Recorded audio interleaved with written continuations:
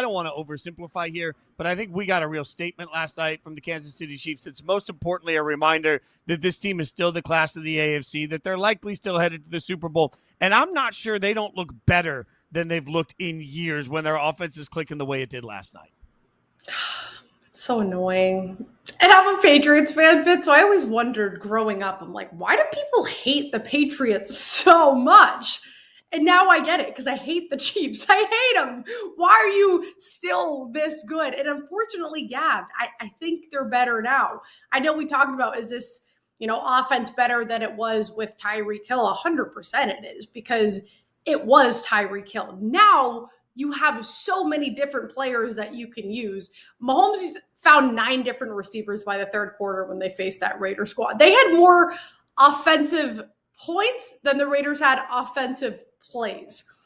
And the Raiders are a bad example, but you look at the rest of their schedule. I mean, every loss was within a score. Now you add Rashee Rice, who just picked up exactly where he left off last season. It's not fair, Fitz. It's just not fair. Yeah, well, and at some point, if Rashee had been on this team from week 1, and remember, it's not health, it was suspension that kept him out, then in my mind, the Chiefs would clearly be the 1 seed in the AFC. We wouldn't even be having the conversation. I think part of what you see on the graphic here is an important portion of it, too.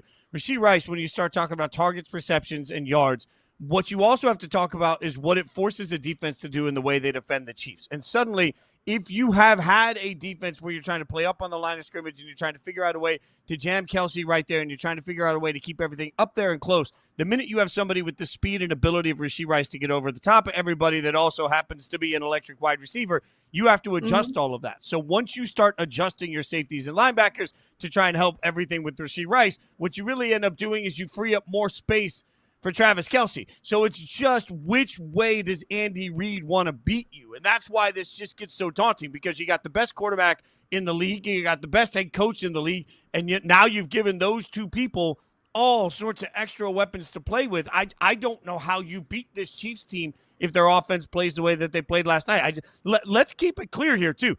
They were not clean in this football game. They had some stupid turnovers. They had some pre-snap penalties that didn't make sense. Like, the Chiefs didn't look great. And they won 28-7 easily. Like, that's how good they are. Yeah. Yeah, right off the bat, too. Actually, heading into that game, Commanders only had 2 takeaways, and then you get 2 to start the very game. But the way that the Chiefs come back, and why is that?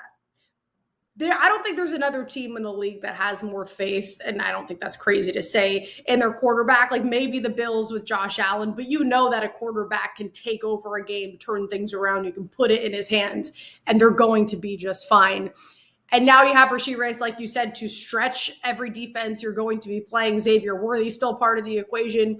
You have Travis Kelce, who everybody said, he's washed, he's too old, he's this, he's that. Okay, people, we wanted that to happen, Fitz. I'm pretty sure we wanted that to happen. That was the narrative everybody was trying to push, but it's just not what it is. The Achilles heel, if anything, is going to be like we saw in the Super Bowl, protection for Patrick Mahomes. If they can't protect him and the defenses are getting to him and he gets beat up in the second half of the season, maybe that's it, but the defense looks good. They're getting good pressure throughout the season.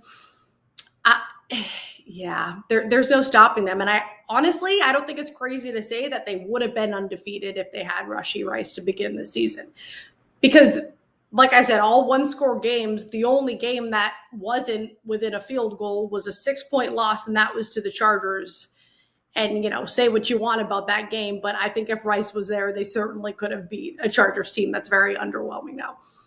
Well, and you're right. The way you beat the Chiefs is you get to Mahomes. On one of Rice's big catches last night, I think on his touchdown last night, they said he had over 4 seconds in the pocket, Mahomes did, to throw the football. The way you beat Mahomes is you just hammer him behind the line of scrimmage over and over and over again. What defense on a contending team, what defense in the AFC can actually do that to the Kansas City Chiefs? I don't think that there's an answer out there that I would consistently trust. Like, the funny thing is, you might make the argument that the Browns have the only defense that could slow them down, but the rest of their organization sucks so much, the Browns aren't a part of this conversation. So, like, what we need is the Browns defensive line to be, like, kidnapped and take it to another team where they can actually impact a playoff game, because I don't think you can beat the Chiefs unless you constantly hammer Mahomes. And I don't think anybody can hammer Mahomes. Also, you got to score points. I don't know how many offenses, Claudia, in the AFC are going to be able to go point for point with the Chiefs when they are firing on all cylinders.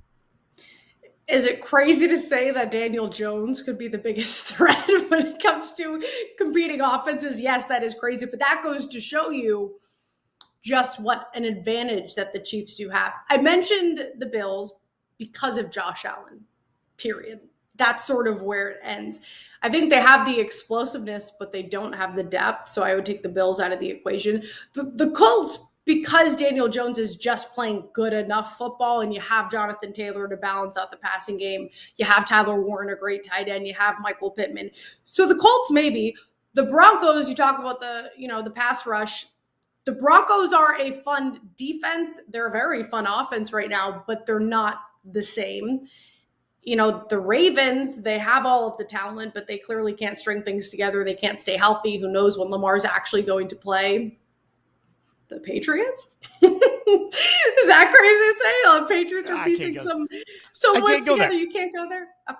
I can't go there yet. Like, look, I trust Vrabel a lot. I do. I trust Vrabel a lot, and I think Vrabel is going to be able to get the most out of this defense. I like your Broncos equation part of this. I think the Broncos maybe.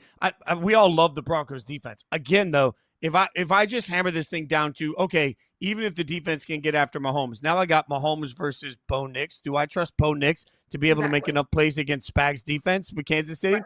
I don't. Like, this is the matchup nightmare. Like, I honestly think at this point, signed, sealed, delivered, barring injury, the Kansas City Chiefs are going back to the Super Bowl. And then the question is going to be, can one of these teams from the NFC, can the Lions, can the Eagles, can somebody like that get after them? Especially when Kelce does play. I mean, again, last night, 6 for 99. I just don't know how many offenses can really click with the way that they click on all cylinders. Let's look at the other side of this, though. Washington takes a 28-7 loss. Now, in the process of that 28-7 loss, it was Mariota, not Jaden Daniels. But if you're a Commanders fan right now, it's got to be disappointing. I think we all expected a step back. Frank Schwab, who will join us in hour 2, predicted it all offseason that the Commanders would be the main team to take a massive step back this year.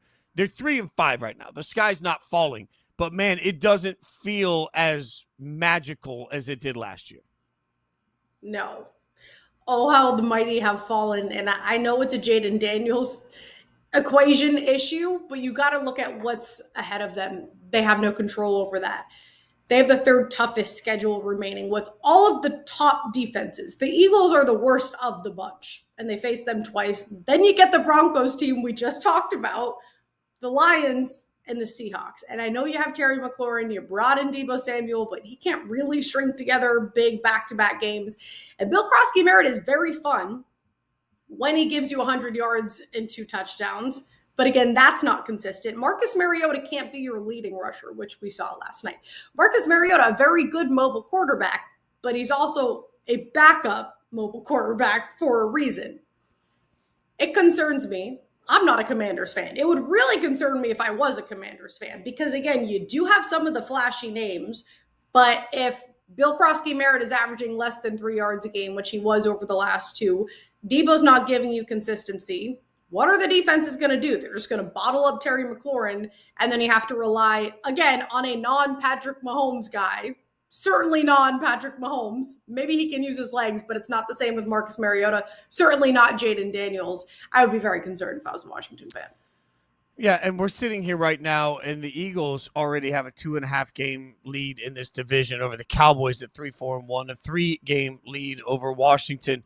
And the other part about this, where we have to remember the NFC and the AFC are wildly different. In the AFC, you can be a bad team and might still have a shot at the playoffs. In the NFC, it's going to get tougher and tougher and tougher to find these wild cards because there are plenty of teams right now sitting at 5-2 or 5-3 in that range that are ahead of where Washington is. They've got games to make up. So not only, Claudia, to your point, do they have to go through a gauntlet, but they are already at a spot where for Washington to become a real playoff contender, they need help. They need other teams to start falling apart. And that's just being real based on what's ahead of them and based on the teams that are ahead of them in the standings still. Which, again, I don't think it's all that crazy to say the Cowboys and the Eagles could fall apart. Eagles, I think specifically, they've just been very underwhelming to me. And the Cowboys, which I know we'll get into later, the offense is rolling. The defense is a major issue. Another issue for the Commanders, though, which I didn't mention before, is the offensive line. They were already allowing one of the highest pressure rates in the leagues when it was Jaden Daniels under center. And now Laramie Tunsil, who you brought in at left tackle, left the game with a hammy. If he's banged up, then you really have some problems, because not only do you have the schedule, not only do you have players who are good and very talented but not consistent, you have a backup quarterback for I don't know how much longer, and now possibly his blind side is going to be unprotected, or at least protected by a second string guy. So I'm less honestly worried about the teams around him and more so just this team itself imploding on itself, if that makes sense. Yep. 100%. Washington's taking a step back right at the time that Kansas City is getting hot.